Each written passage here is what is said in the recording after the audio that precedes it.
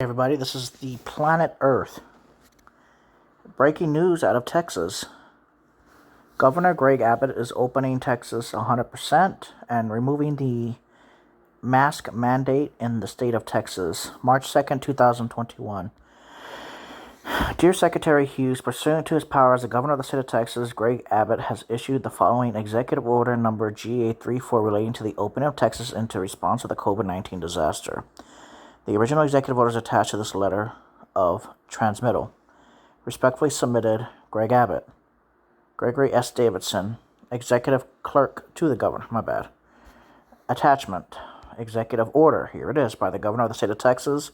Executive Department, Austin, Texas, March 2nd, 2021. Executive Order GA34 relating to the opening of Texas into response to the COVID-19 disasters. Whereas Greg Abbott, Governor of the Texas, issued a disaster proclamation on March 13th, 2020, certifying under Section 418.014 of the Texas Government Code that the novel coronavirus poses an imminent threat of disasters for all counties in the state of Texas, and whereas in each subsequent month, effective through today, I have renewed the disaster declaration of all Texas counties, and whereas I have issued executive orders and suspensions of Texas laws in response to COVID-19, aimed at protecting the health and safety of Texans and ensuring an effective response to the disaster, and whereas I've issued an executive order GA08 on March 19th, 2020, mandating social distancing restrictions in accordance with guidelines promulgated by President Donald John Trump and the Centers of Disease, whereas I subsequently issued a series.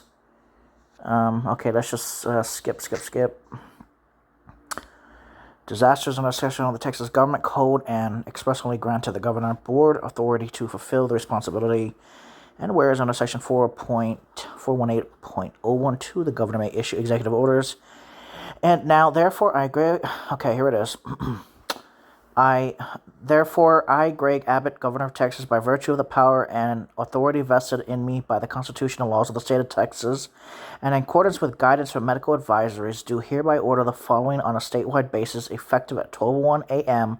on March 10th, 2021. So, about a week from now, in all counties, not in an area with high hospitalizations as defined below, there are no COVID-19 related operating limits for any business or other establishment, and individuals are strongly encouraged to wear face coverings over the nose and mouth wherever not feasible, to maintain 6 feet of social distancing from another person not in the same household, but no person may be required by any jurisdiction to wear or to mandate the wearing of a face covering.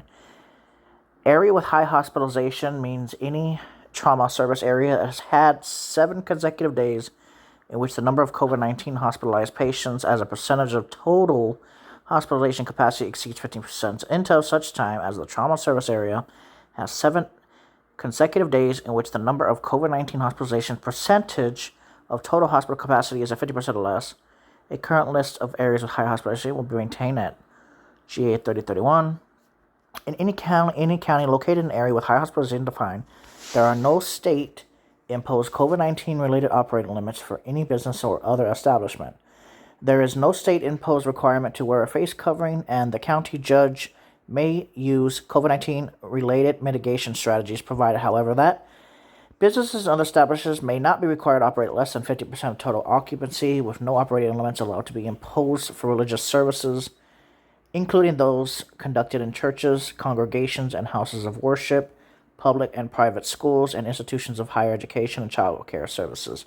No jurisdiction may impose confinement in jail as a penalty for violating any order issued in response to COVID-19, and no jurisdiction may impose a penalty of any kind for failure to wear a face covering or failure to mandate that customers or employees wear face coverings, except that a legally authorized official may act to enforce trespassing laws and remove violators at the request of a business established or other property owner.